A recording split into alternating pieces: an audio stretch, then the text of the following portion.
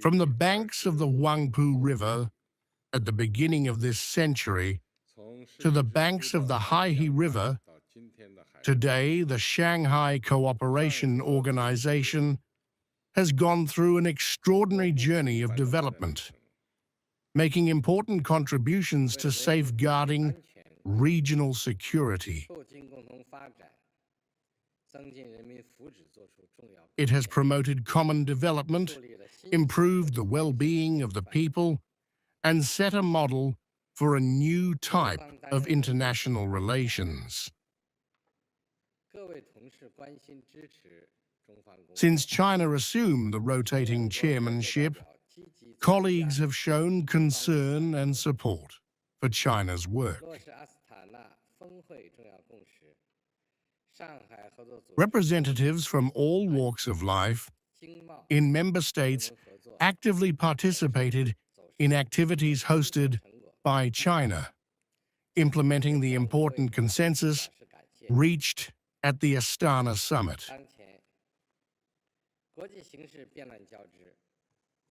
The SCO's cooperation in political, security, economic, trade and cultural fields has gone deeper and produced fruitful results. I would like to take this opportunity to express my gratitude to all my colleagues. At present, the international situation is turbulent and intertwined, and the security and development tasks facing member states are becoming more arduous.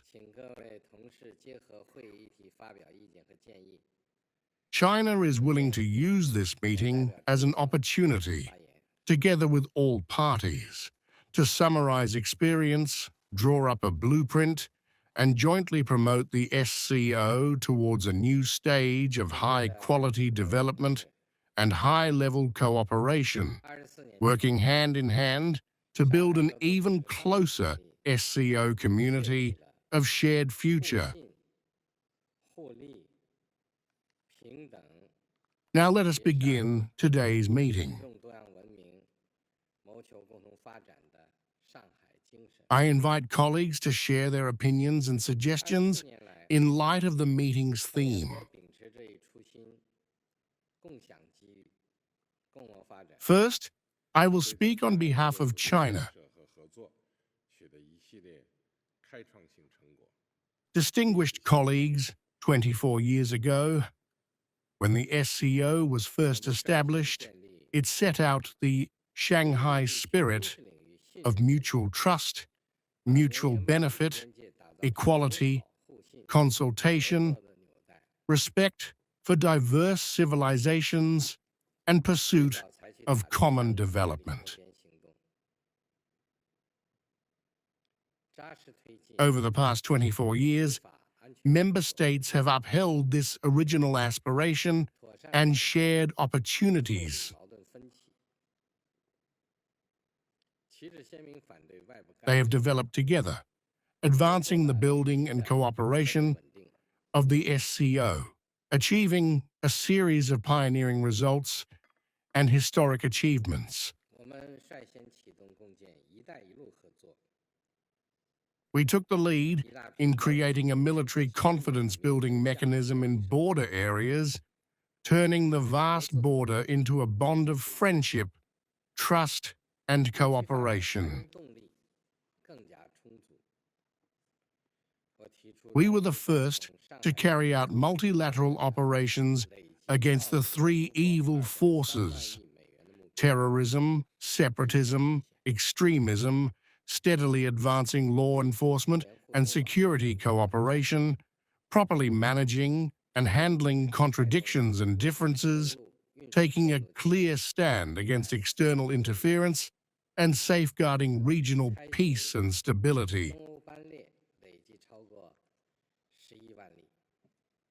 We were the first to launch Belt and Road cooperation. A large number of landmark projects and small yet beautiful livelihood projects have taken root. Industrial investment cooperation has been actively advanced, providing stronger momentum for regional development and prosperity. The goal I proposed, that trade between China and other SCO countries would exceed $2.3 trillion, has been achieved ahead of schedule.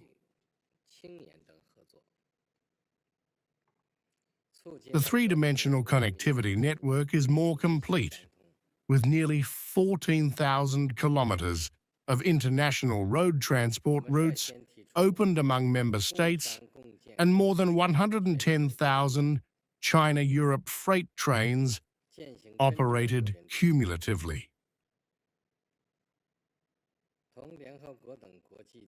We took the lead in concluding a declaration on the Treaty of Long-Term Good Neighborliness, Friendship and Cooperation, pledging eternal friendship and no enmity.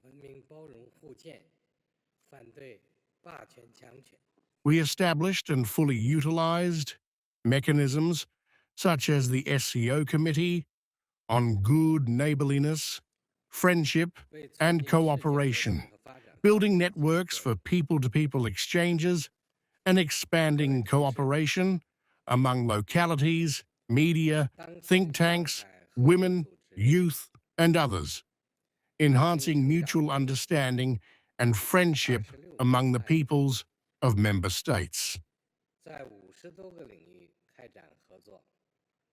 We were the first to put forward the concept of global governance based on consultation, joint construction, and sharing, practicing genuine multilateralism, deepening cooperation with the UN and other international organizations, constructively participating in international and regional affairs, always standing on the side of fairness and justice, advocating civilizational inclusiveness and mutual learning, opposing hegemony and power politics, and making positive contributions to world peace and development.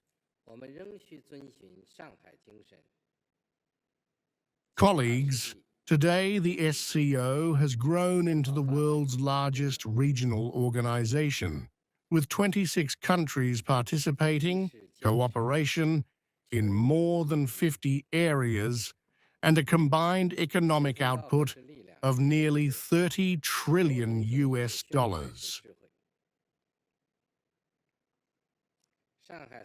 Its international influence and appeal are growing by the day. Looking back, despite stormy clouds, we have succeeded by practicing the Shanghai spirit. Looking ahead to a turbulent and changing world, we still need to follow the Shanghai spirit, work steadily and forge ahead to better play the role of the organization. First, we must adhere to seeking common ground while reserving differences. Shared aspirations are our strength and advantage. Seeking common ground while preserving differences is broad-mindedness and wisdom. SCO member states are friends and partners.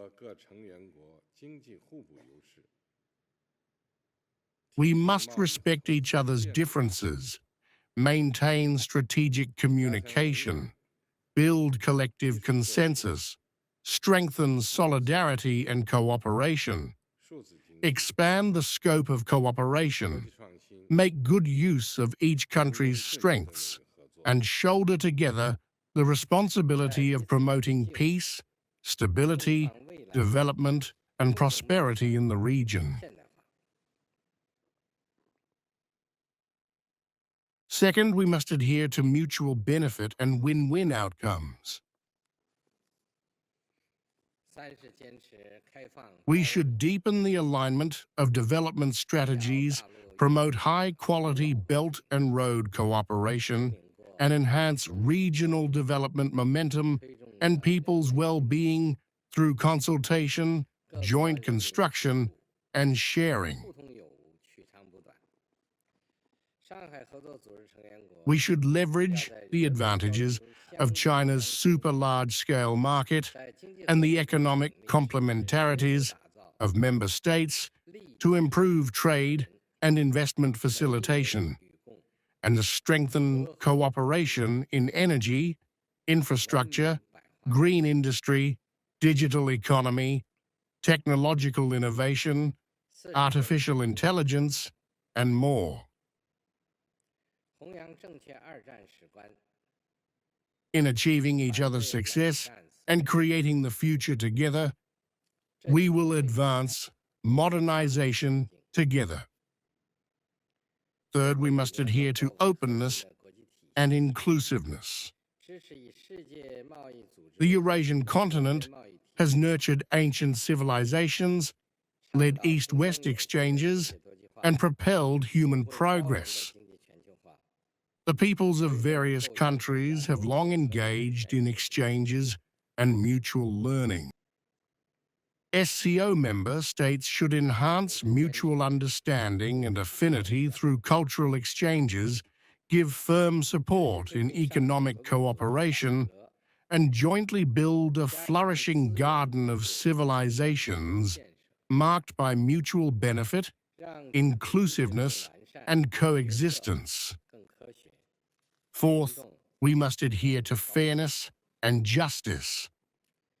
We must uphold the correct view of World War II history, oppose Cold War mentality, bloc confrontation, and bullying, safeguard the international system with the UN at its core, support the multilateral trading system with the WTO at its core, advocate a world of equal, orderly multipolarity, and inclusive, universally beneficial economic globalization, and promote the building of a fairer and more reasonable global governance system. Fifth, we must adhere to pragmatism and efficiency.